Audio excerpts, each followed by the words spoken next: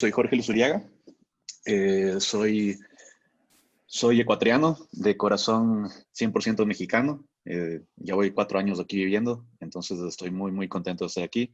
Y bueno, espero que esto que hemos organizado entre 4 organizaciones de la industria del papel nos ayude a navegar estos vientos y mareas muy fuertes que estamos pasando. Bueno, malas noticias alrededor del mundo. El mundo va a decrecer un 3% a nivel mundial. América Latina se espera que decrezca 5.3%. México hasta ahora 6.5%. Y Estados Unidos espera un 6% de decrecimiento. El desempleo, los déficits a nivel mundial. La logística a nivel mundial también está teniendo muchos problemas. Pero bueno, estos son caminos que nunca hemos pasado y espero que pronto los podamos... bueno, me dicen que no se escucha bien. ¿Me escuchan? ¿Sí se escucha? Ah, ok. Ya, entonces está bien. Perfecto. Bueno, el mensaje básicamente es, estamos unidos por el bien de la industria. Queremos hacer esfuerzos unidos para poder tener más peso y yo siempre soy fiel que la unión de los esfuerzos siempre dan mejores resultados. Entonces, si quieres pasa a la siguiente presentación para poner a los expositores, por favor.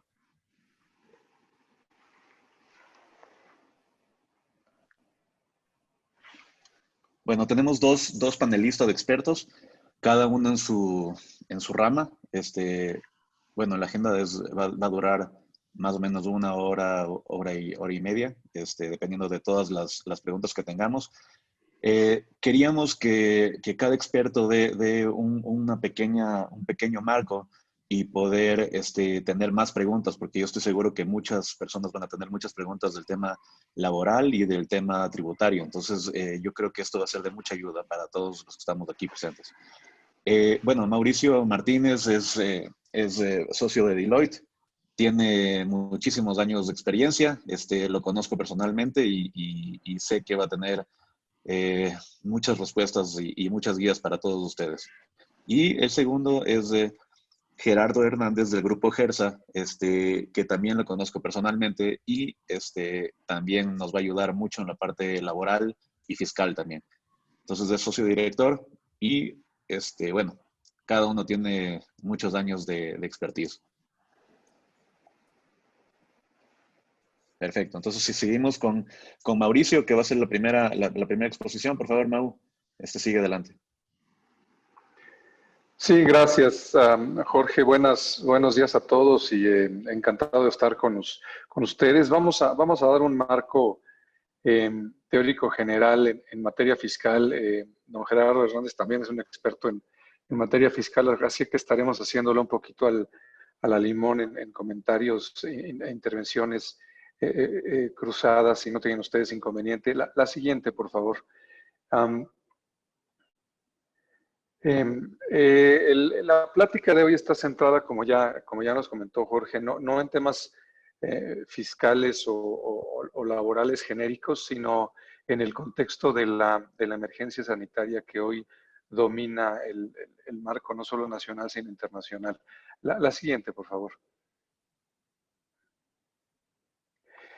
Como todos sabemos, el 31 de marzo se generó la condición de emergencia sanitaria, lo cual provoca una serie de temas, no solo fiscales, sino laborales en términos claramente legales y prácticos, pero fiscales también en términos de impactos respecto de una serie de obligaciones que se deben cumplir, ¿no? El primer efecto que tuvo esta declaratoria de emergencia nacional fue definir actividades esenciales y no esenciales, las primeras siendo aquellas que se podían mantener de manera relativamente normal y las segundas que tenían que ser interrumpidas o llevadas a cabo de manera remota, ¿no?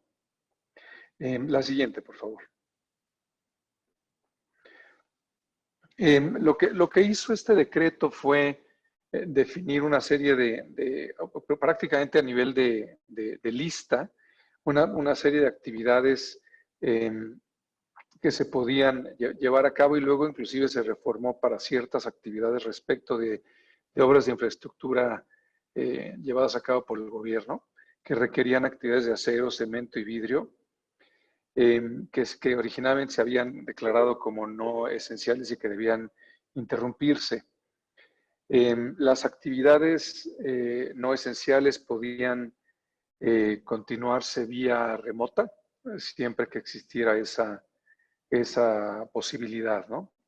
Y finalmente se ordenó que las minas de carbón mantuvieran una actividad mínima para satisfacer la demanda de la Comisión Federal de Electricidad, por ejemplo. Adelante, por favor, la siguiente. Es importante mencionar que en materia fiscal varios estados han establecido, estados de la República Mexicana han establecido una serie de apoyos y estímulos en materia de su competencia, que es concretamente las contribuciones estatales. Sin embargo, en materia federal ha habido muy pocos, si no es que un par de beneficios. El primero es un beneficio sumamente reciente, del que platicaremos en unos minutos, pero en comparación con otros países, prácticamente todos los países de Latinoamérica, sin excepción, prácticamente todos, han implementado una serie de estímulos fiscales que van desde las exenciones de ciertos impuestos hasta la prórroga en el pago de los mismos cuando su pago así es de naturaleza periódica. La siguiente, por favor.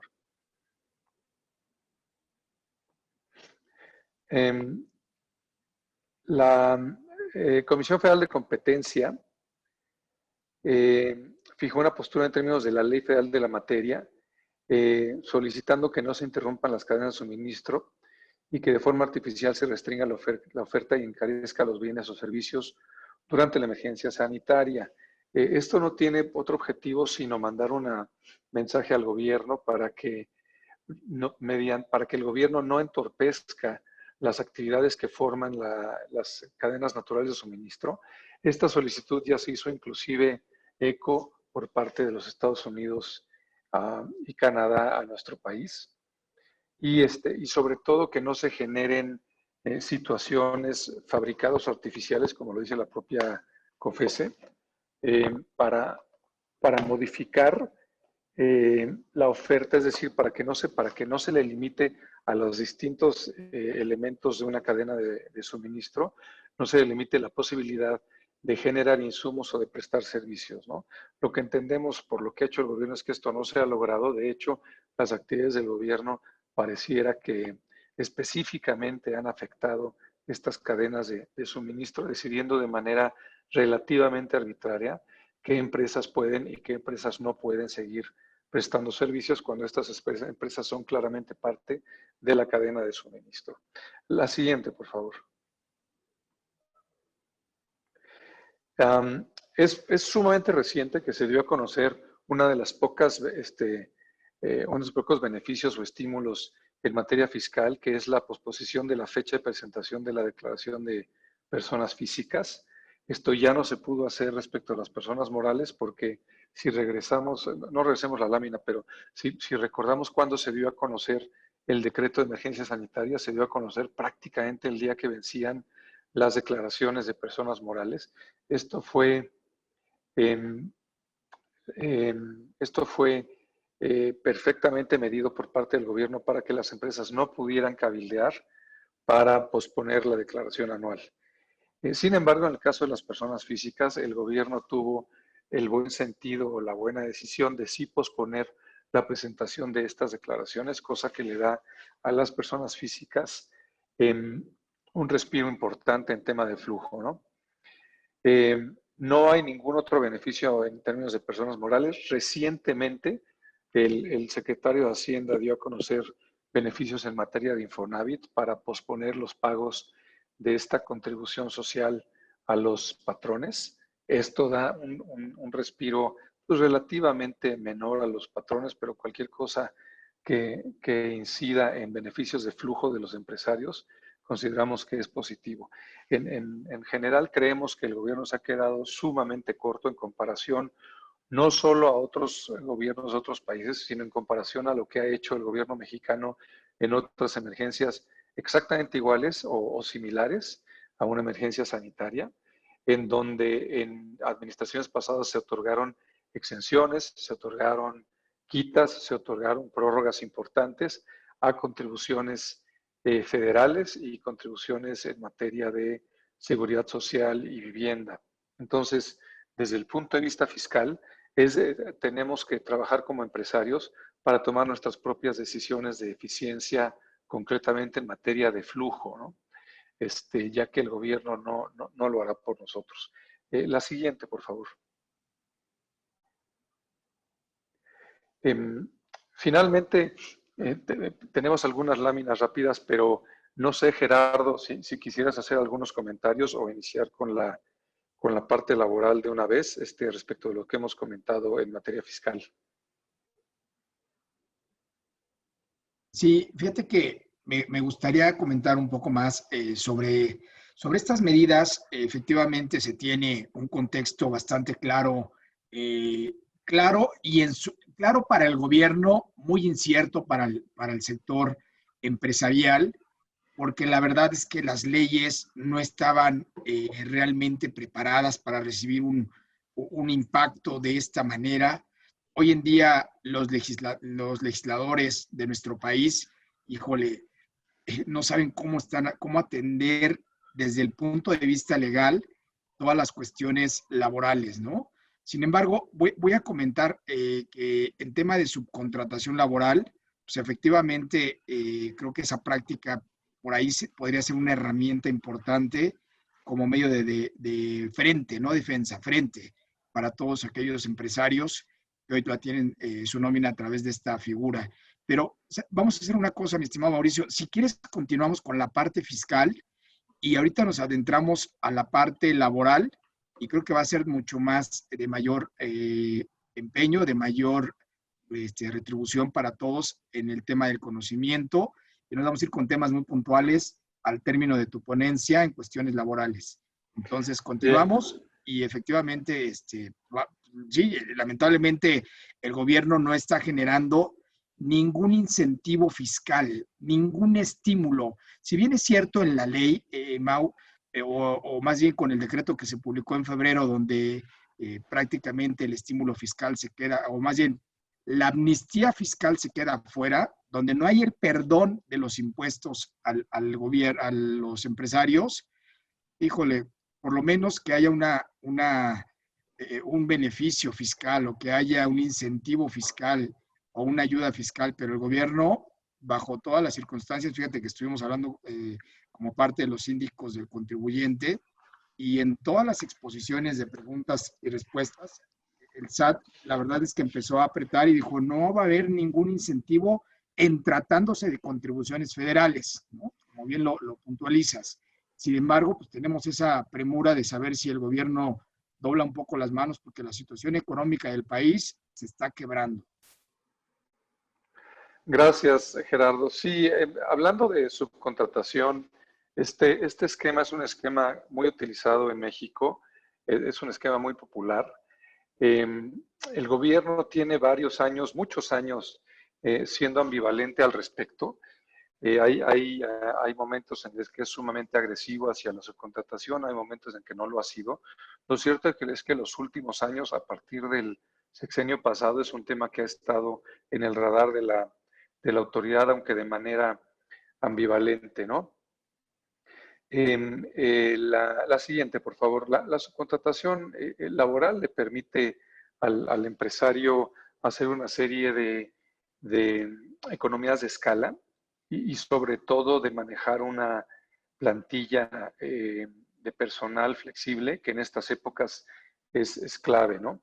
La Ley Federal del Trabajo, en tu artículo 15A, define la subcontratación, en donde existe un contratista y un contratante, en donde el primero se crea una relación jurídica por la cual el primero realiza una serie de labores en beneficio del segundo. La siguiente, por favor. No tiene caso mucho entrar al concepto laboral de subcontratación, pero es importante entender que hace un par de años se emitió una jurisprudencia que hizo sumamente relevante el concepto de subcontratación en relación con la posibilidad de que si no se creaban o si no se juntaban una serie de elementos, se podía crear el concepto de una unidad económica en donde el subcontratante y el subcontratista se consideraran una sola, digamos, una sola empresa, ¿no? La siguiente, y entonces se rompiera el principio de subcontratación donde no hay dos partes totalmente identificables, ¿no? En términos laborales, y eventualmente Gerardo podrá hacer mayores comentarios al respecto, la subcontratación implica que no puede abarcarse la totalidad de las actividades que se desarrollan en el centro de trabajo. Tiene que ser un carácter especializado y no puede comprender tareas iguales a las que realiza el contratante. Todo esto tratando de evitar por parte de la autoridad laboral que la subcontratación fuera una forma de manipular los beneficios de seguridad social y sobre todo de PTU de los trabajadores, ¿no? En materia fiscal es donde más ha apretado la autoridad para limitar estos servicios y tiene que ver básicamente con la deducción de renta y el acreditamiento de IVA. En estos momentos, en estas coyunturas, insistimos, la siguiente, por favor, la subcontratación resulta una estructura que genera un beneficio de flexibilidad en el manejo de la base de empleados, ¿no? La siguiente, por favor, como ya hemos comentado, la subcontratación laboral tiene una serie de generalidades y actualmente el SAT ha sacado un tratamiento fiscal basado en reforma fiscal y en reglas de miscelánea, en donde el contratante debe retener el IVA. El objetivo de la autoridad es que con esta retención que salga al radar las empresas que utilizan esquemas de subcontratación en donde se reduce formalmente la percepción del trabajador, aun cuando de facto se le fluye todos sus recursos, pero se le disminuye para efectos de reducir o manejar la carga tributaria, concretamente el impuesto de la renta, así como las contribuciones sociales, entre los cuales está vivienda, está la seguridad social, etcétera, ¿no? La autoridad fiscal considera que con esta retención del IVA del 6%, no de la tasa total, sino solo de 6 puntos porcentuales, perdón, de 6% en vez de 16%, el contratante estaría obligado a contratar empresas que están dadas de alta de manera formal con el SAT y que no tienen esquemas que a los ojos del SAT se consideran agresivos, es decir, de reducción de la base de cotización tanto de seguridad social como de impuestos sobre la renta. Y en la medida en que se haga esta retención, el gasto que incide o que transmite o que cobra la empresa de outsourcing se convierte naturalmente en un gasto deducible y el IVA que se traslada en un IVA acreditable para el contratante. La siguiente, por favor. Esto ya lo comentamos, sin embargo, la disposición es una disposición, como muchas cosas que hace la actual administración, es una disposición vaga, gris, de interpretación diversa, tan complicada que la autoridad se vio obligada a emitir un criterio normativo que relativamente aclara la discusión y que implica que cuando tengamos un esquema de subcontratación, el servicio del subcontratante tiene que beneficiar directamente a quien presta el servicio y no directamente al cliente. En otras palabras, si ustedes contratan un despacho como el del licenciado Gerardo Hernández, pues los servicios que realiza el licenciado benefician primero a su despacho y en virtud de que presta servicio como parte de su despacho le beneficia al cliente. Este es un esquema en donde no existiría subcontratación y donde no habría obligación de retener. Sin embargo, en la medida en que el prestador de servicios o subcontratado preste servicios que benefician directamente al cliente, y esta es una zona gris, es cuando se tiene que retener. En la medida en que los individuos que prestan el servicio objeto del contrato en realidad son individuos que prestan servicios que benefician a su empleador, es decir, a la empresa de la cual forman parte, este será un servicio que no está sujeto a retención. En la medida en que estos individuos presten un servicio que en realidad beneficia directamente a quien los contrató, es decir, a quien contrató a la entidad de la cual forman parte, entonces, en ese sentido, habrá que realizar una retención. Este criterio, como ven, aún explicado de manera simplista, como lo acabo de hacer, pues no es un criterio de fácil entendimiento. Muchas de las empresas y muchos de los clientes del despacho deciden como una medida de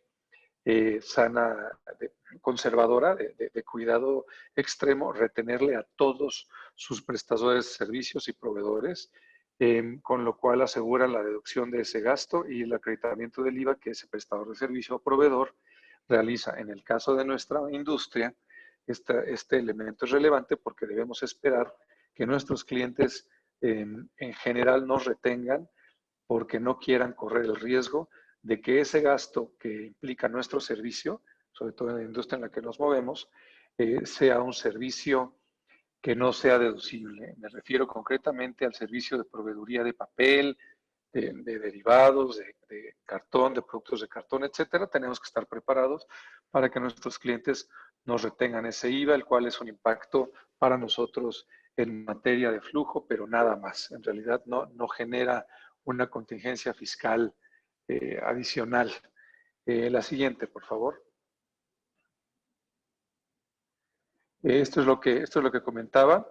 Hay que estar listos para que en la medida en que nuestros clientes no quieran correr un riesgo de no deducibilidad o de no acreditamiento del IVA, pues nos retengan el IVA a nosotros como prestadores de servicio, como proveedores de insumos, aunque técnicamente el contrato en el que estemos no sea de subcontratación. Esta es una discusión comercial que ustedes podrán tener con su cliente, pero que por lo menos en el despacho le hemos identificado como una discusión en donde si no nos afecta, como prestadores de servicios, sobre todo proveedores, pues tampoco tiene demasiado caso pelearnos con nuestros clientes en esta época en donde el flujo y el mantenimiento de nuestra base de clientes es todo, es clave, ¿no?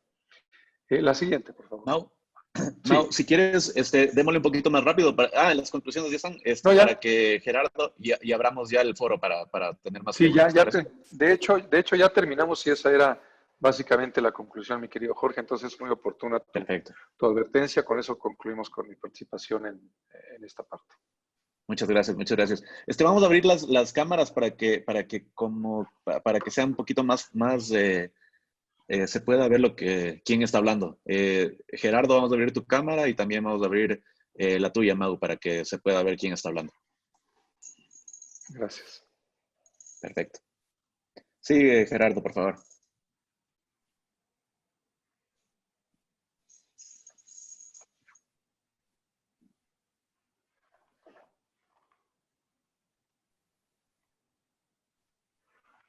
Gerardo.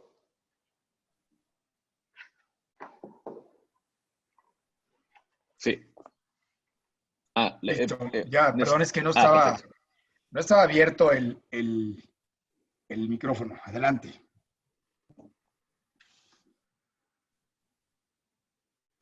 Iniciamos, mi estimado George, ¿o quieren irse algunas preguntas desde el ámbito fiscal? No, mejor sigámosle rapidito Ok, la ayúdame con la presentación. presentación, ayúdame a poner la presentación. Mientras voy comentándoles, gracias a todos los que se conectaron en este foro. Mi nombre es Gerardo Hernández, soy contador y abogado fiscalista, pero también he estado enfocado en el tema laboral. El tema laboral, efectivamente, hoy tenemos una serie de incertidumbres, una serie de preguntas. No sabemos hacia dónde va a llegar realmente nuestro entorno económico.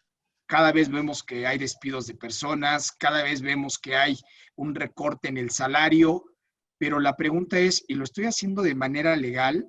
¿O cuál sería realmente la estructura que debo manejar para blindarme de futuras demandas por parte de los trabajadores? ¿Cómo se están pronunciando los sindicatos? Pero más allá de eso, ¿qué está sucediendo con la parte de la Secretaría del Trabajo y Previsión Social? Oye, ¿soy actividad esencial o no soy actividad esencial? Todo esto lo vamos a ir viendo a lo largo de estos minutos. Voy a tratar de ser muy breve para no cansar al auditorio. Siempre trato de ser muy dinámico. Sin embargo, ahorita por el número de personas que nos encontramos en el foro, vamos a ir poniendo las preguntas y al final las respuestas. Adelante, siguiente lámina, Jorge. Siguiente lámina. Vamos a la siguiente. Bueno, voy a hacerles un preámbulo y voy a hacerles una serie de resumen de todo lo que ha pasado a más de un mes. A más de un mes que se ha decretado esta serie de emergencia sanitaria. Y bueno, no sin antes comentarles que darles una recomendación, que tomen muy en serio este tema del coronavirus. Hoy creo que pónganse a leer las estadísticas que son reales. Yo creo que también sugiero que escuchen al secretario de Salud a las 7 de la noche. Hay temas muy puntuales que son muy ciertas. Seguramente ya entre todos habrá conocidos, familiares que se han contagiado de este virus o que por lo menos tienen la sospecha o tienen los síntomas. Por favor, cuídense todos y prevengamos más contagios. Señores, voy a pasar muy rápido a este tema. Prácticamente vemos que el 24 de marzo de este año, en el Diario Oficial de la Federación, se acordaron medidas preventivas. Y estas medidas preventivas, las cuales aplaudo, adultos mayores de 65 años o más, tienen que irse a descansar. Todos ellos tienen que irse a su casa a descansar. También todos aquellos que tengan riesgos de desarrollar enfermedades graves o poder morir a causa de ellas. Las mujeres embarazadas en periodo de lactancia de hasta 5 años, personas con discapacidades, personas con enfermedades crónicas no transmitibles o con algún padecimiento o tratamiento farmacológico que les genere supresión del sistema inmunológico. Creo que todo esto va muy ligado a lo que está pasando en los síntomas de los pacientes del COVID o que están registrando este virus. Y creo que puntualmente estas medidas preventivas, lo cual, insisto, aplaudo porque al final del día se puede hacer con muchos de ellos home office. Pero, ¿qué pasa? O sea, ¿cuál es la primera pregunta del empresario? El empresario dice, bueno, Gerardo, pues voy a mandar a mi personal, llámese que sea actividad esencial o no, basta con que ellos cumplan estas condiciones que maneja el Diario Oficial de la Federación mediante este acuerdo, y dice que a manera de permiso, con goce de sueldo, señores. Ese goce de sueldo lo tienen que pagar íntegro, gozará de su sueldo, de su salario.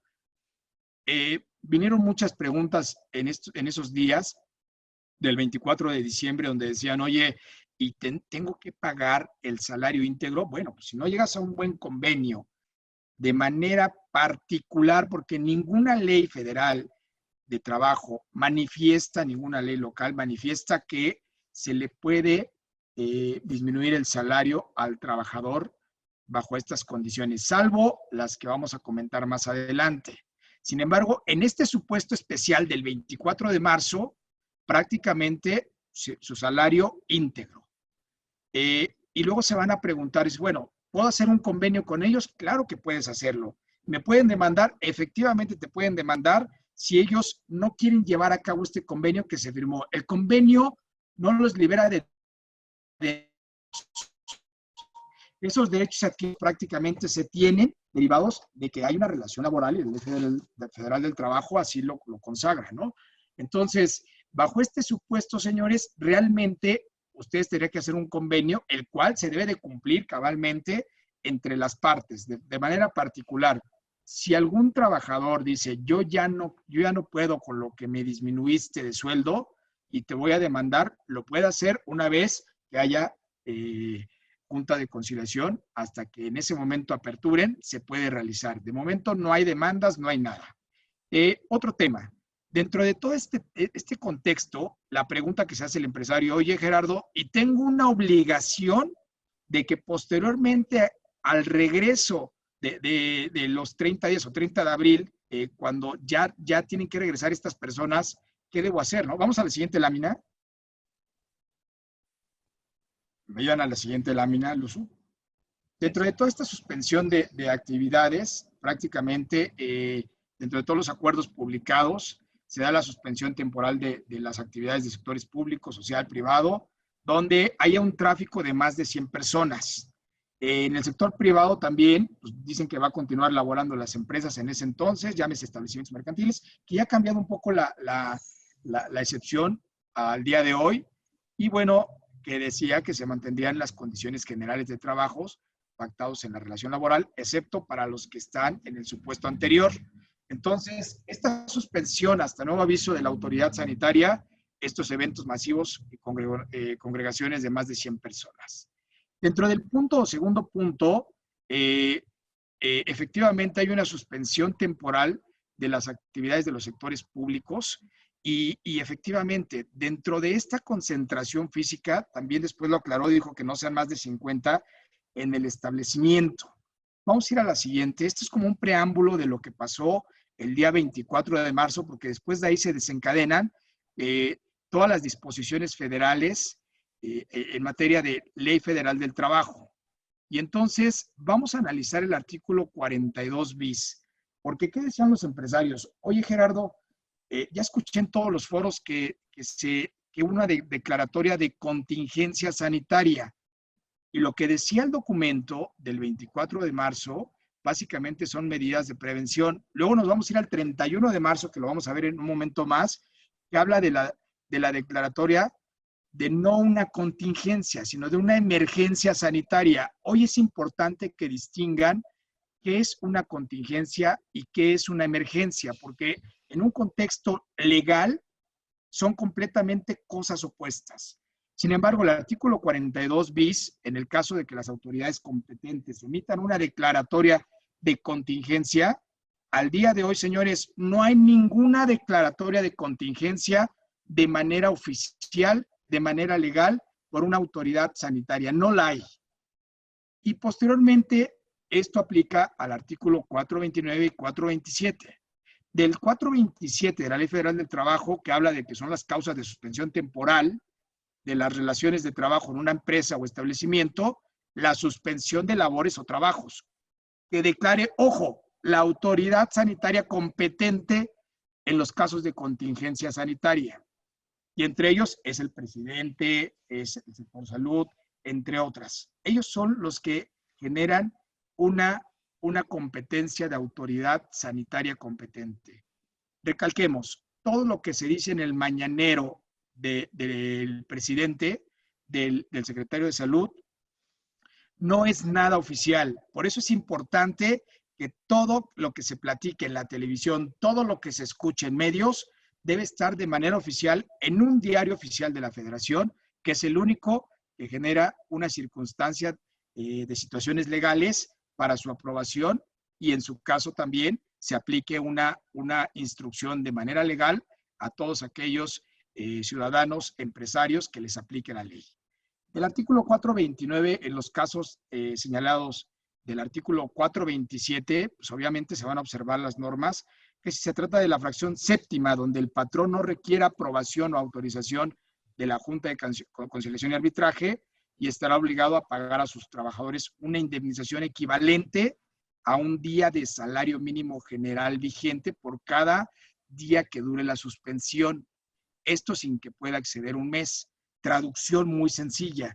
Dice, cuando se declare una contingencia sanitaria, tú mandarás a descansar a todos tus trabajadores, excepto si eres actividad esencial, vas a enviar a tus trabajadores a casa y solamente así ganen 100,000, 50,000, 10,000, 5,000 pesos mensuales, tú estarás obligado a pagar un salario mínimo general vigente. Y entonces, vamos a la siguiente lámina, y entonces te vas a preguntar, oye Gerardo, ¿y qué va a suceder con esos trabajadores que los mandé a descansar?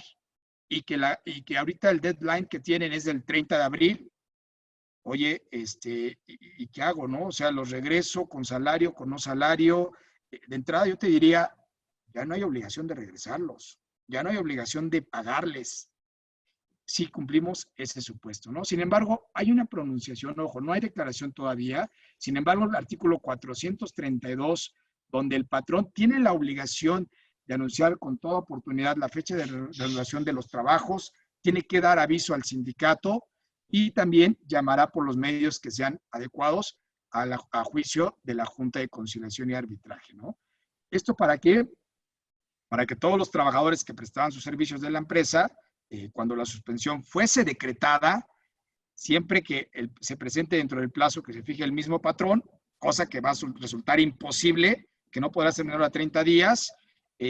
Prácticamente, si el patrón no cumple con estas obligaciones consagradas, pues va a tener que generarse una sanción y también los trabajadores podrán ejercer su derecho a una demanda laboral.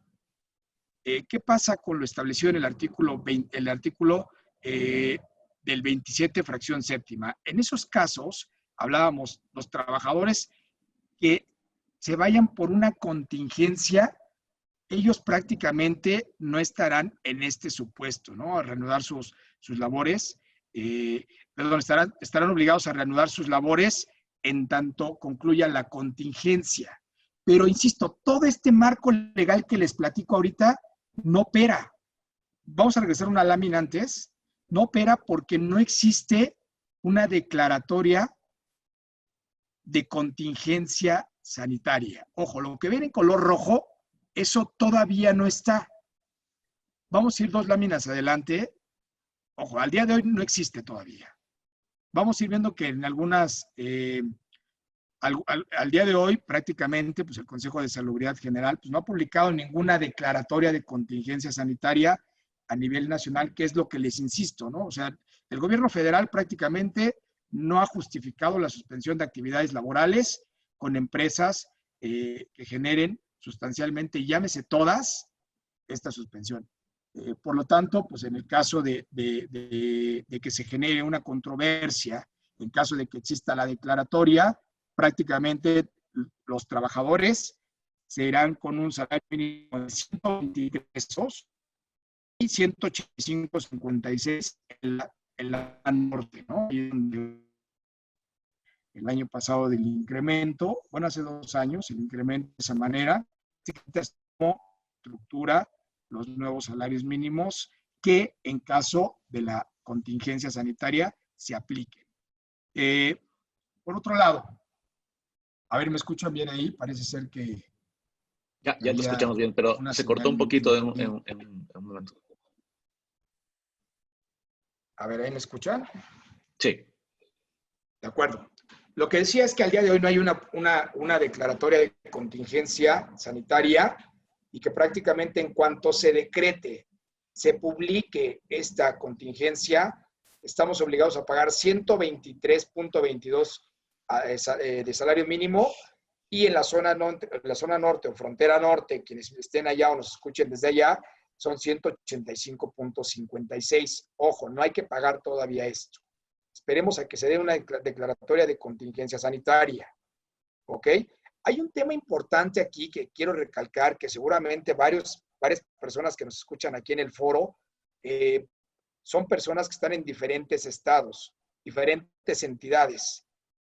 Por ello, varios gobiernos estatales, en su caso los municipales, y hay quienes se rigen por usos y costumbres, decretaron ciertas limitaciones para todo lo que son centros de trabajo, en el caso de lugares públicos, bibliotecas, parques, etcétera, ¿no? Y también al sector privado, todo lo que son tiendas departamentales, todas las partes de salones de fiestas, bares, etcétera. Todo lo que lleva una congregación de personas, prácticamente está generando este comunicado que en su caso los municipios o los estados hayan tomado contingencias o hayan decretado una contingencia a nivel local.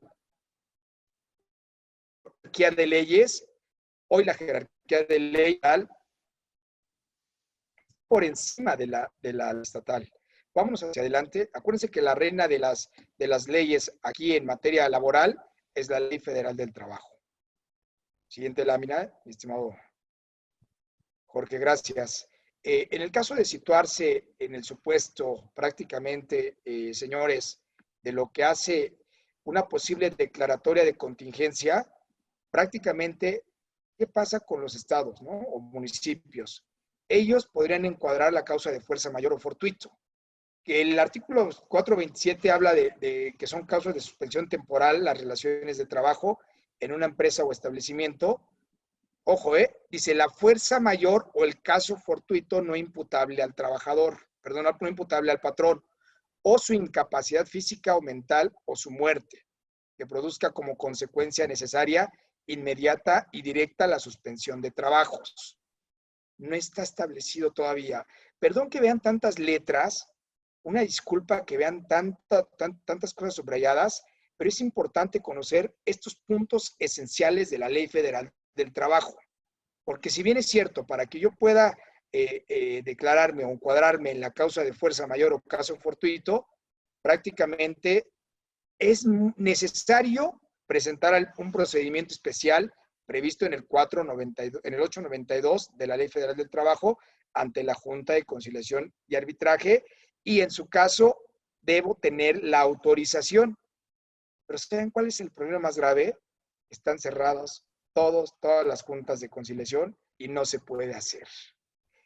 Por eso decía al inicio de esta charla que las leyes no están previstas para recibir una contingencia, no están previstas para decretar o declarar una contingencia. ¿Qué pasó con la fase 3? La semana pasada cuando decían, oye, viene la fase 3, señores, seguramente vamos a tener que mandar a descansar a todos, vamos a pagar un mes de salario como máximo, etcétera. Les digo algo, la fase 3 declarada todavía legalmente no está.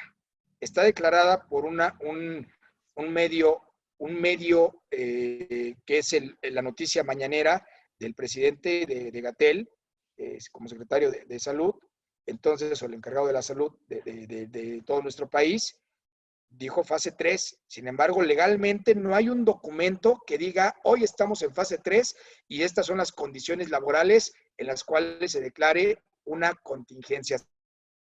Y cuando les decía que no está previsto en las leyes, por ejemplo, este supuesto, oye, es necesario cumplir con el procedimiento especial previsto en el 892 para que entonces se dé la causa de fuerza mayor o caso fortuito, yo te diría, pues no, o sea, en las leyes no está previsto. Al igual que no está previsto que cuando yo mande a descansar a mis trabajadores, esos 30 días, que insisto, cuando se declare la emergencia sanitaria, hasta el día de hoy, y desde mi percepción y experiencia, es muy probable que no se declare una contingencia sanitaria, porque eso puede generar aún más un quebranto, una ruptura financiera, y eso generaría no saben cuántos problemas para el gobierno. Por eso es que no existe todavía la medida de contingencia, y como medida preventiva el gobierno mañosamente puso emergencia sanitaria. Y como abogados dijimos, oye, pues sí, pero o sea, eso no me dice nada, solo me dice que tome medidas preventivas, y las hago, o sea, las hago prácticamente. Vamos hacia adelante, Jorge.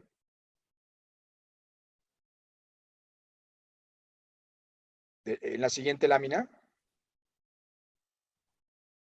Bueno, en lo que la cambian, les quiero platicar, dentro de todas estas medidas, lo que les he platicado hacia atrás, lo que les hemos platicado hasta el día de hoy es lo que surgió del 24 al 30 de marzo, porque luego viene lo que es el 31 de marzo. 31 de marzo, y sí vamos a situarnos legalmente en esa época. Se publica el acuerdo por el que se declara la emergencia sanitaria. Ojo, no utiliza la palabra contingencia y habla que ya hay una causa de fuerza mayor a la epidemia, que nos liga con el artículo que les comentaba de la Ley Federal del Trabajo, y entonces dice por causa de fuerza mayor.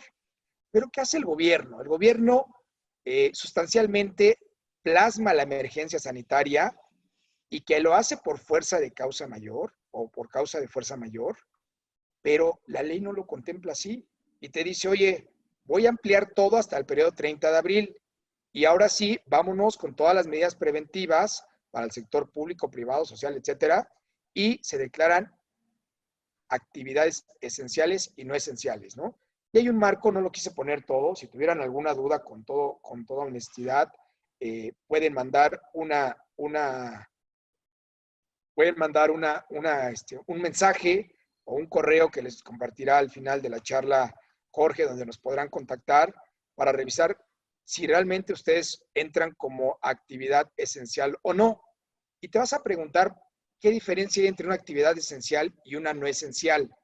Pues la Secretaría del Trabajo y Previsión Social es la que está ahorita haciendo inspecciones para ver si tú estás en una actividad esencial o no, o simplemente estás obligando a tus trabajadores a laborar en condiciones que van en contra de este acuerdo del 31 de marzo y te puedes hacer acreedor a una multa de más de 800,000 pesos. ¿Qué les sugiero en esta parte? Hay que llenar una serie de requisitos. Por ahí si nos comparten su correo, Jorge, les podemos hacer llegar unos formatos que realizamos en función primero de cómo prevenir con los trabajadores toda la parte de situaciones legales, porque habrá quienes no te manifiesten que tienen una enfermedad, habrá quienes no te manifiesten que están embarazadas, habrá quien te mienta, habrá quien te quiera demandar. O sea, habrá muchos supuestos, estimado auditorio, que seguramente en la cabeza o la mente ya traen que está ligado a unas posibles o probables demandas en un futuro. Con gusto les hacemos llegar estos formatos que hemos diseñado con nuestra área laboral, legal. Ojo, esos formatos fueron diseñados para una serie de clientes. Se los podemos compartir con toda certeza. Platíquenlo con sus abogados laboralistas, sus abogados de confianza, para ver si realmente esos formatos se pueden adaptar a la situación de cada uno de ustedes de manera particular. ¿Ok? Cumplimos casi con todos los requisitos. Digo casi porque en algunos son actividades esenciales y otras no son esenciales. Entonces, dependiendo bajo ese contexto, podemos utilizar estos formatos, ¿no? Prácticamente ese es uno. Y el otro formato es qué requisitos debo tener en un escrito o en una carta o en un comunicado de tu empresa en caso de que llegue la Secretaría del Trabajo y Previsión Social, ¿no? Ahí también les manejamos este formato, las condiciones laborales, si te encuadras en una actividad esencial, por qué sí es una actividad esencial, quién te supervisa, quién autorizó, cuáles son los supuestos que se manejan en esta fecha del 31 de marzo sobre las actividades esenciales, que habla de sectores financieros, la recaudación tributaria. Dijo, la recaudación tributaria, señores, no paren. Todos aquellos que trabajan como despachos fiscales, firmas fiscales, todos ellos tienen la obligación de trabajar. Que si como medida preventiva quieren mandar a su personal a trabajar desde casa, háganlo. Pero la recaudación no para. La distribución y venta de energéticos, gasolineras, todo el contexto que ven aquí ustedes. Vamos a la siguiente lámina, que son gasolineras, gas, generación y distribución de agua potable, en fin, lo que ustedes van a ver aquí, no quiero leer textualmente esto, pero prácticamente son hoy en día las actividades, si lo pueden darle una vista de manera rápida en la lámina para no hacer cansado esto, porque ya estamos concluyendo con el tiempo, y sí me gustaría pasar a preguntas y respuestas que ya estamos viendo varias, y cumplir con el tiempo de manera adecuada. Sin embargo, estas son las que se consideran de manera esenciales. Vamos hacia adelante. Y ahí está, ¿no? Entonces, dentro de toda esta parte, dijo, hoy hay también actividades esenciales, entre ellas la conservación, mantenimiento, reparación, infraestructura crítica que asegura la producción y distribución de indispensables como es agua potable, energía eléctrica, gas, petróleo, gasolina, etcétera. Todo esto, señores, es un catálogo que desde mi punto de vista lo deja muy abierto para que tú tengas un criterio de si eres actividad vulnerable o no. Y entonces te vas a enfrentar con la gente que llega a inspeccionar tu empresa. Digo, hay actividades muy puntuales en las cuales dices, oye, yo fabrico todos los insumos para efectos del COVID. Oye, estoy importando todas las mascarillas, estoy importando overoles, cubrebocas, geles, estoy importando, exportando, produciendo, estoy haciendo botellas, inyección de plástico, etcétera. Todo lo que conlleve a esto, estoy importando medicina, estoy fabricando, lo que conlleve prácticamente te dice que es esencial. Vamos hacia la siguiente. Y bueno, dentro de todas las inspecciones laborales, el día 26 y el día 17 de abril fue cuando hubo una pronunciación por parte de la Secretaría del Trabajo y Previsión Social, donde se suspenden los plazos y términos de los actos y procedimientos administrativos al 30 de abril. ¿Y qué quiere decir eso en otras palabras coloquiales? Oye, ¿puede llegar a inspeccionarme la Secretaría del Trabajo y Previsión Social? Sí. ¿Puede multarme? No. ¿Por qué? Porque ni siquiera hay procedimientos administrativos. Ahorita, tanto tribunales, todo el Poder Judicial, están prácticamente cerrados. Los únicos que están abiertos son donde promueves amparos, ¿no? Donde está la parte legal, o sea, legal penal, todos los que cometen delitos hay procedimientos a través del MP, o sea, dentro de la parte de la estructura legal del gobierno hay quienes no pueden parar, ¿no? Entonces, hay que revisar algunos juzgados, siguen abiertos, ojo, para efectos solamente de amparos que se requieran de manera urgentes. Todos los demás procedimientos mercantiles, civiles, familiares, laborales, fiscales, están cerrados. Ojo, ahí Mau recalcaba y decía la recaudación, y como fiscalista, la recaudación no está siendo detenida. Tan es así, ojo, los auditores siguen trabajando, llámese Secretaría de Finanzas de su estado o llámese el SAT, siguen operando y no se han interrumpido los plazos para efectos de las auditorías. La PRODECON, que es la Procuraduría de la Defensa del Contribuyente, sigue caminando de manera puntual, obviamente haciendo sus restricciones, trabajando a través de citas o en su caso está haciendo ya también conferencias, ¿no? Videoconferencias. Pero, híjole, o sea, el SAT no está parando y el órgano recaudador del Estado menos. Vamos hacia adelante. Perdón que te interrumpa, Gerardo. Le podemos hacer rapidísimo porque tenemos media hora para preguntas, entonces si Vamos quieres... hacia adelante. Sí, esto prácticamente eso, habla de las inspecciones. por favor. Sigamos. Bueno, es un procedimiento, aquí sí, la verdad es que me llevo más de 20 minutos en platicarles cuál es un procedimiento administrativo para las medidas correctivas y preventivas. Si quieres ya lo comento, si es que hay alguna duda respecto a este tema, para no atrasarnos. Fernando, vamos hacia adelante.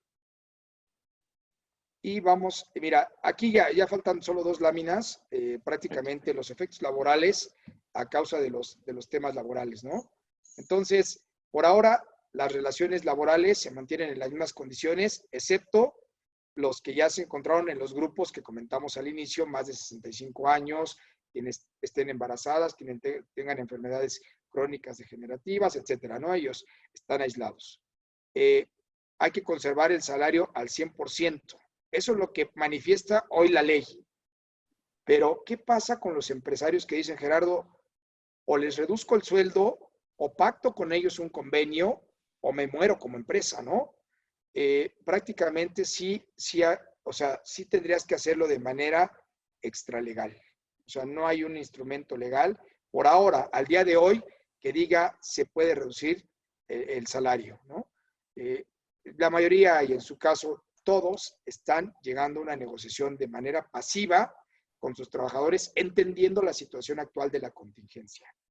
Y bueno, no les quiero contar el IMSS, el Infonavit, ISSSTE, el IMSS que te da facilidades que ya estaban en reglamento, facilidades que ya estaban en un boletín, entonces pues sigue igual el Seguro Social, solamente aplazas tus cargas sociales con su respectivo recargo, ¿no? Pero bueno, yo creo que también por ahí podrían darse un poco de luz.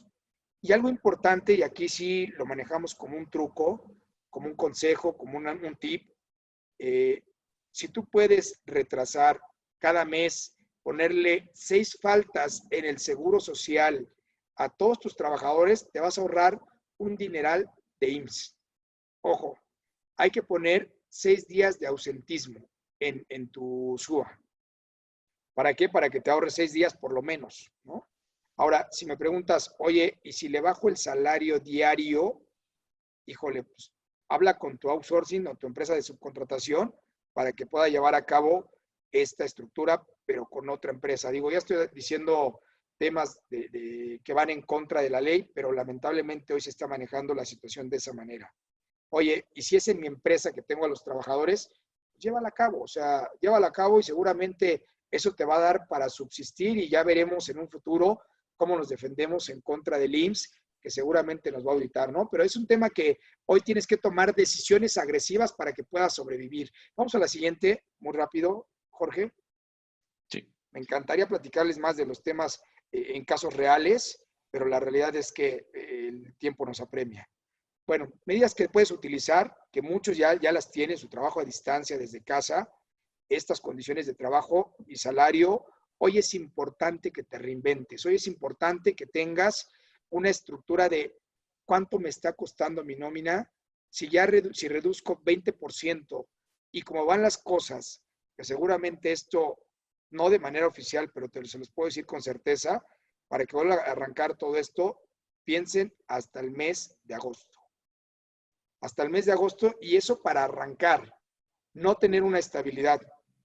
Una estabilidad va a ser después de un año, año y medio, dependiendo de las condiciones, si es que tu empresa continúa todavía con vida, ¿no? Si no, tomas decisiones agresivas en este momento, y dentro de las agresivas hay que deshacerse de los empleados que prácticamente no están haciendo nada, negociando con ellos, evidentemente, y seguramente después de esto va a llegar algunas demandas laborales, pero ahí platica con tus asesores laborales, platica con tu outsourcing, para ver cuáles son los elementos con los que se blindaron al inicio de su contratación. Lamentablemente, las empresas hoy están requiriendo ese tipo de determinaciones de relaciones laborales y bueno, esperemos que en un futuro no genere una contingencia tan alta. Hoy, esta contingencia laboral o emergencia, contingencia, porque lo vivimos como una contingencia desde un punto de vista no legal, desde el punto de vista legal, emergencia, pero hoy se vive una incertidumbre, señores, que prácticamente, esperemos que pronto, vamos a la siguiente, creo que es la última, que prácticamente se vive con una incertidumbre entre todas las empresas. Si por ahí tienen alguna duda, Fernando, para concluir esta intervención, lamentablemente es muy poco tiempo y seguramente también van a tener muchas preguntas en que si alguno de mis trabajadores, estando activos o inactivos, se contagian del coronavirus o del COVID y que hoy lo ha catalogado el Seguro Social como riesgo de trabajo o riesgo laboral, no vayan no vayan a tomarse por sorpresa que el día de mañana tengan incrementada su prima de riesgos. ¿Por qué? Porque lo está considerando como riesgo sin importar dónde se contagió. Por eso tomen todas las medidas preventivas, eso va a disminuir también una extremidad en las cuestiones de salud de sus trabajadores y de verdad hagan caso a las recomendaciones que hoy hace el gobierno. Jorge, por mi parte sería todo, me hubiera encantado platicar más allá, sin embargo, nos el queda tiempo nos apremia corto. Y pasamos al tema de dudas y respuestas.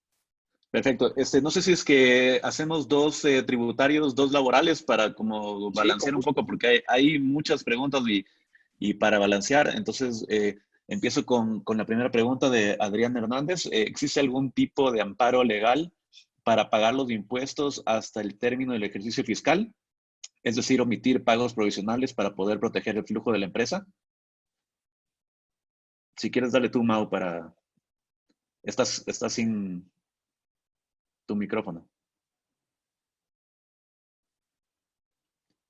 David, si le ayudas con el micrófono. Ahí Ya, bueno, gracias, Jorge. Sí, perdón, estaba bloqueado y no podía yo abrir el micrófono.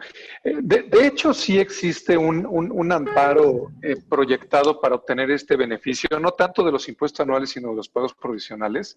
El amparo en sí no tiene por objeto obtener una sentencia de amparo definitiva que suspenda o cancele esta obligación, sino simplemente obtener la suspensión provisional que otorgaría el juez una vez presentada la demanda y que nos puede ahorrar varios meses de pagos provisionales. Aquí hay un problema, sin embargo, el despacho que represento ofrece este servicio, sin embargo, desde el punto de vista técnico es una opción muy sólida, pero en la práctica, en la medida en que se dejen de hacer un par de pagos provisionales, el SAT puede cancelar los sellos electrónicos, es decir, puede suspender a la empresa en la emisión de facturas.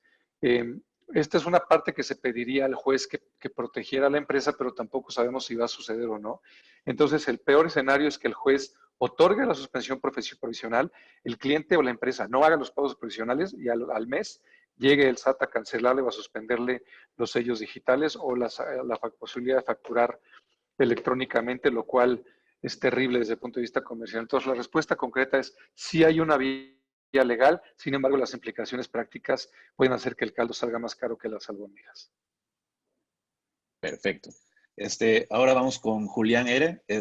Un contrato de representación comercial donde quien da el servicio comercial pone a la gente, ¿se considera como outsourcing? Esa es una gran pregunta. Yo pensaría que no. Yo pensaría que es una prestación de servicios independiente. La mediación, la representación, la comisión son relaciones jurídicas o comerciales en donde a mí personalmente, como socio de Deloitte, me parece que no se da el supuesto de subcontratación. En la práctica es probable que el cliente retenga, pero el mediador, el representante, el comisionista presta sus servicios como tales y se beneficia a sí mismo con ese servicio por representación, independientemente de que el efecto del servicio genera beneficios o ventajas para quien lo contrata, pero esto es cierto respecto de cualquier relación comercial o profesional. Por lo tanto, la respuesta concreta o sucinta a la pregunta es, a mí me parece que un contrato de representación comercial no cae en el supuesto de una subcontratación y por lo tanto no debería ser objeto de retención de IVA. Perfecto. Vamos con una laboral, Gerardo. ¿Conviene generar contratos modificatorios de condiciones laborales en el cual el colaborador firme y esté de acuerdo de que ya sea la reducción de sueldos u otros acuerdos? Es Mira, decir, es mejor... Sí, perdón, sigue. dime, perdón, sí. Sí, terminaba. Es decir, ¿es mejor dejarlo por escrito o de manera verbal? Da lo mismo. O sea, prácticamente tener un acuerdo de palabra, que es el que yo sugiero, porque al final del día, el acuerdo que violenta los derechos ya adquiridos del trabajador, ellos pueden irse con una demanda con y sin documento, o sea, da lo mismo. Ahora, si lo firmas, haces más consciente al trabajador que firmó un documento y eso puede mitigar prácticamente el riesgo de una demanda laboral. Pero legalmente, insisto, no hay una estructura en la ley que permita esa flexibilidad entre la negociación del patrón y el trabajador, ¿no? ¿Cuál sería la respuesta concreta? Pues mira, fírmalos. Al final del día, ¿lo pueden hacer valer en la Junta de Conciliación? Sí. Sin embargo, los derechos adquiridos son irrevocables, irrenunciables, perdón. Entonces, por parte del trabajador. En ese sentido, pues fírmalos, no pasa nada. Ahora, si crees que tus trabajadores, haciendo un buen convenio con ellos de manera verbal, te lo aceptan sin que tengas un riesgo de demanda, creo que también es válido. Ok. Luis Carlos Cervantes pregunta, en caso de tener empleados de su contrato temporal y terminen estos días, ¿no hay problema por no renovarlo y dar de terminada por la relación laboral? Me imagino que sí. No, no tienes ningún problema. O sea, realmente cuando se concluye no hay obligación de una nueva contratación y más si los tienes por periodo a prueba o si son trabajadores de tiempo o temporales, su contrato se concluye prácticamente, ¿no? Ahora, si vas a concluir, trata de que no sean temporales y que vas a liquidar a algún trabajador, trata que haya un consentimiento de ellos, platica pasivamente con ellos bajo la situación que esté tu empresa, ¿no? Pero ahí sí trata de documentar toda salida del trabajador, llámese por propia voluntad o llámese porque el patrón negoció con ellos una salida. Ahí sí se vale firmar todo. Ok, esta pregunta está buena. Si soy una empresa con actividad esencial y hay una declaratoria de emergencia sanitaria, ¿mis trabajadores que están obligados están obligados a seguir trabajando? Pregunta. De ser así, ¿les tiene que pagar el sueldo completo o solo el mínimo? No, ahí habría que ver cómo se pronuncia el gobierno. O sea, si yo aplico lo que dice la ley en estricto sentido, aunque seas actividad esencial, tendrías que mandarlos a todos a descansar. O sea, la declaratoria de contingencia sanitaria lo dice muy especial, por eso hice mucho énfasis en el tema de cuáles son los artículos que conlleva la contingencia sanitaria, porque en estricto sentido tendrías que enviarlos. Sin embargo, siempre hay excepciones a la regla, como son las actividades esenciales. En ese caso, tendrías que tener una autorización por la Junta de Conciliación para que tú puedas continuar laborando. Insisto, no están abiertas las juntas. Sin embargo, lo que diga en el Diario Oficial de la Federación y el decreto, prácticamente tendríamos que sustancializarnos en esa parte, ¿no? Fundamentarnos en esa estructura de cómo lo publique el gobierno, como lo hizo el 31 de marzo. Estas son las actividades esenciales y por ende habrá una excepción a la regla. Pero insisto, ahí tenemos que ver cómo se pronuncia el gobierno porque no hay en la ley una excepción a casos fortuitos como lo es una pandemia. Perfecto. Mau, ¿qué recomendaciones o qué acciones rápidas podrías tú sugerir a los empresarios en este momento para mitigar la carga de los pagos fiscales? Bueno, en realidad la posibilidad, o sea, ya teniendo junio muy cerca, podemos pedir inmediatamente disminución de pagos provisionales en el segundo semestre de 2020, eso hay que hacerlo ya.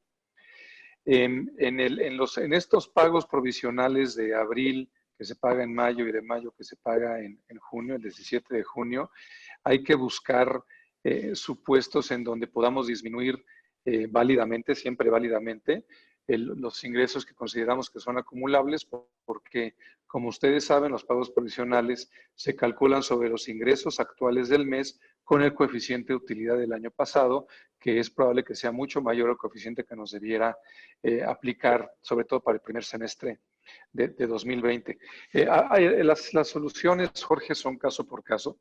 En realidad todo va por el lado de disminuir el flujo acumulable en la medida en que sea posible, pero los empresarios se encuentran con un problema importante. Es decir, por un lado lo que quieres es mantener tu nivel de ventas para tener flujo, y por otro lado, en la medida en que mantengas ese flujo, fiscalmente eso te va a castigar porque vas a pagar más impuestos, por lo menos a nivel de pago provisional, del que deberías estar pagando. Entonces, la solución concretamente es caso por caso, ver dónde está el problema. Dos, priorizar muchísimo sus flujos, muchísimo. El SAT no va a permitir que el empresario se financie con IVA o se financie con retenciones. Tengamos cuidado con eso, andan sumamente agresivos. El no enterar retenciones y el no enterar impuestos de flujo es un supuesto de defraudación fiscal equiparada, y por el tono de las mañaneras, como bien decía Gerardo hace unos minutos, por el tono de las mañaneras, podemos asumir que el SAT está con la espada desenvainada y queriendo buscar hacer ejemplo de empresarios que utilicen el flujo de impuestos para financiarse. Entonces, pues no queda otra más que solicitar la disminución de pagos de impuesto, de pagos provisionales inmediatamente para el segundo semestre de 2020, y priorizar muchísimo el destino de nuestros flujos para no descuidar las obligaciones fiscales. Perfecto, perfecto. A ver, tengo otra aquí de Luis de León. Quiero entender qué recomiendas no ajustar las cuotas patronales aun cuando se llegue a una negociación de ajuste de salarios. Esto es para Gerardo. Le pueden quitar le pueden poner el micrófono, por favor.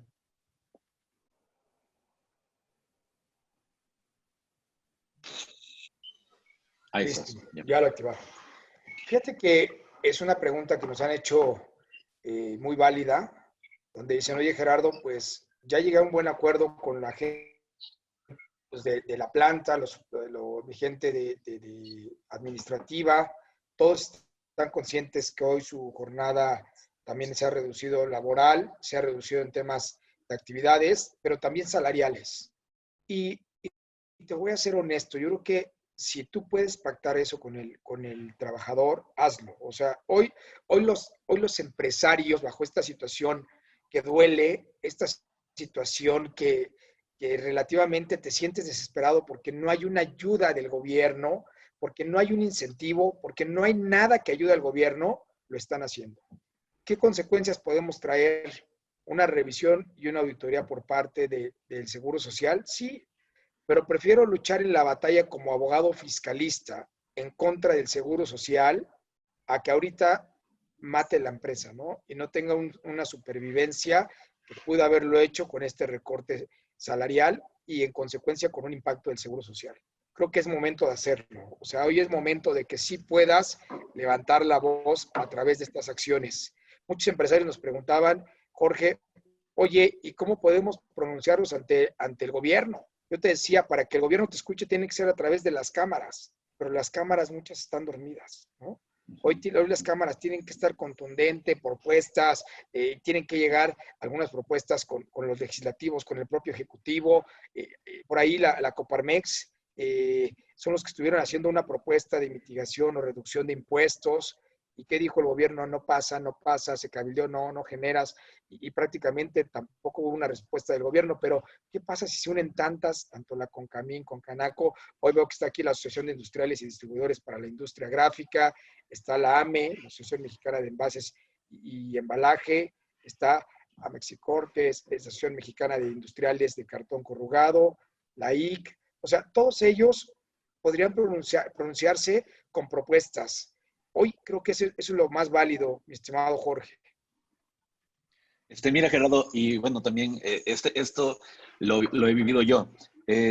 Hay muchas dudas en las asociaciones de alzar mucho la voz y que el SAT o otra entidad de gobierno empiecen a poner más trabas a estas asociaciones que están alzando la voz. Entonces, ¿qué recomendaciones nos dan? Porque de verdad que nosotros queremos estar presentes, queremos alzar la voz, queremos unirnos y la verdad, sí da un poco de temor alzar mucho, ¿no? La voz.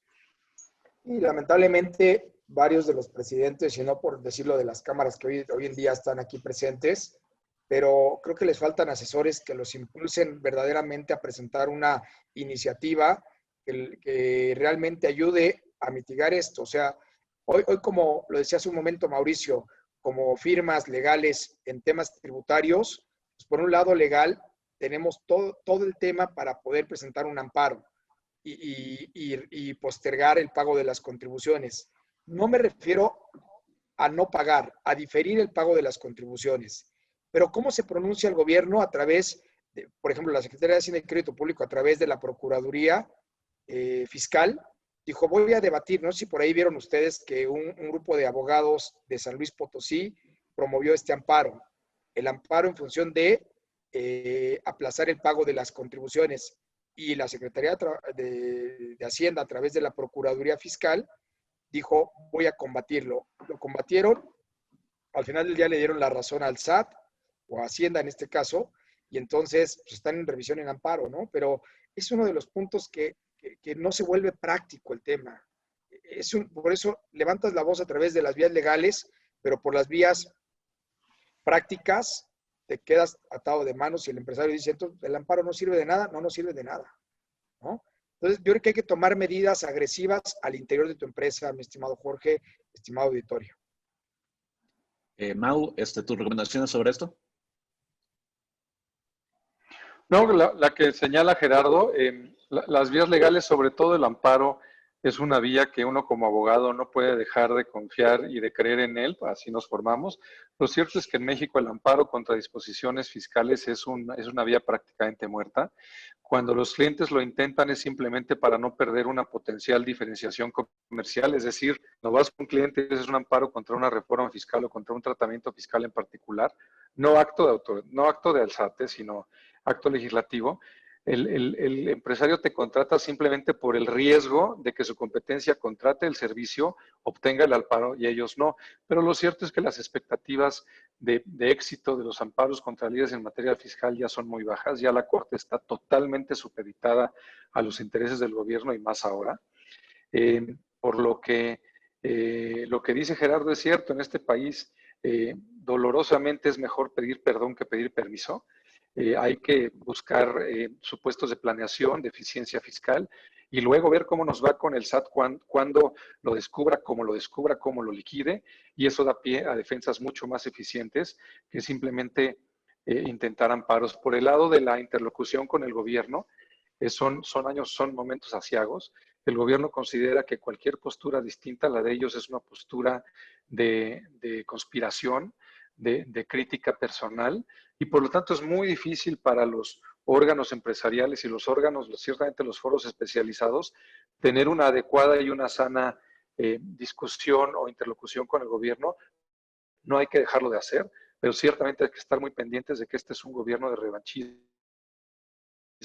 y que se toma todo personal, ¿no? Describía Gerardo cómo reaccionó la Secretaría de Hacienda al amparo otorgado, a la suspensión otorgada por un juez de San Luis Potosí, emitiendo comunicados de prensa, usando lenguajes inquisitorios. Pues eso francamente no ayuda en nada, pero no podemos dejar de tratar de comunicarnos con el gobierno, sobre todo no debemos dejar de buscar alternativas de planeación fiscal y planeación laboral eficientes que nos permitan resolver nuestros problemas sin la intervención del gobierno. Ok, perfecto. Yo creo que entran unas dos preguntas más y ya damos el cierre. Mira, tengo una pregunta de Lisette Pacheco. ¿Qué ocurre si no cumples con la NOM 030 y la NOM 019? Por ejemplo, tengo el caso de una persona que me hace mención de la NOM 035 que no la están consideran proceden las inspecciones cuando la base es la actividad esencial. Si le abren el micrófono a Gerardo, por favor.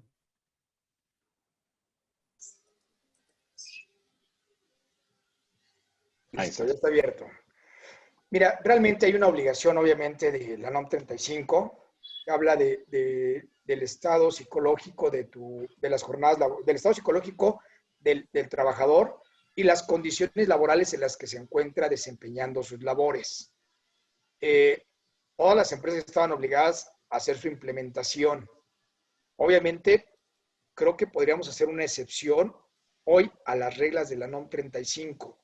Hoy te puedo decir que el trabajador se puede pronunciar que no se está pegando a la NOM 35, pero en estos casos donde existe esta incertidumbre, donde existe que los empresarios tienen una serie de riesgos y una serie de quebrantos y una serie de posibilidades de no subsistir económicamente hablando como empresa, creo que hoy se queda a un lado la NOM 35. ¿Puede llegarte una multa? Seguramente, pero eso es más debatible, más defendible. Eso lo podemos llevar a cabo como abogados a que tú hoy, por estar en un tema de la NOM 35, prácticamente lleves a un trabajador con un alto riesgo de contagio o en su caso, tú como empresa no puedas apegarte a una discusión especial con tu trabajador en la cual le hagas conciencia de que hoy la situación económica debe estar disminuida en el pago de todos los salarios, ¿no? O sea, hoy creo que la NOM 35 te diría, si no la puedes aplicar, no la apliques. Ok, yo creo que, bueno, ya no nos alcanzó el tiempo para la última pregunta, pero bueno, primero agradecerles, Gerardo, Mauricio, muchísimas gracias por su tiempo. Creo que hubo muchas preguntas, estuvo bastante participativo, muchas buenas recomendaciones de su parte. Les agradezco un montón por aceptar mi invitación a este foro. Lamentablemente no tenemos mucho tiempo, así que hay muchas dudas y bueno, podríamos extendernos un montón sobre muchos temas. Si tienen algún mensaje final, por favor. No, pues un minuto, nada más agradecer la invitación, Jorge, ha sido un honor y un placer y por favor no dejemos de ser creativos en materia fiscal y en materia laboral, confiemos en nuestros asesores, no dependamos del gobierno, este sexenio nos va a enseñar un cambio de mentalidad en donde quienes nos cuidamos somos nosotros en todos aspectos sanitarios, económicos, financieros, fiscales y laborales, seamos más echados para adelante en las cuestiones que decidimos respecto de nuestra empresa y sigamos adelante. Y muchas gracias por la invitación, Jorge. Con mucho gusto. Jorge, agradecerte a ti y a todas las asociaciones que pudieron abrir el micrófono para que llegara el audio a todos los que se han conectado y agradecerles a todos los empresarios, a todos los altos directivos que conforman las empresas que hoy nos escuchan a través de esta webinar. Es muy importante, creo que hacer un plan de austeridad de manera urgente si es que quieres sobrevivir y ver cómo te tienes que reinventar para poder apegarte a la nueva vida que viene, ¿no? Hoy vemos que los niños están con clases en línea y vemos que sí se puede, aunque sus deficiencias, pero vemos que sí se puede. Hoy vemos que nos podemos reunir más escuchando voces de los expertos aquí en estos espacios. O sea, hoy creo que es tiempo de mirar hacia el futuro con tanta tecnología, pero también tienen que reinventarte financieramente, fiscalmente, laboralmente, con lo que hay, ¿no? O sea, eso es lo esencial. Y bueno, cuenten con nosotros para lo que requieran, disipar dudas. Si están intrigados, si no saben qué hacer, por favor, contáctenos a través de Jorge, a Mauricio, socio del área de impuestos de Deloitte en la parte internacional, y nosotros aquí en la parte fiscal legal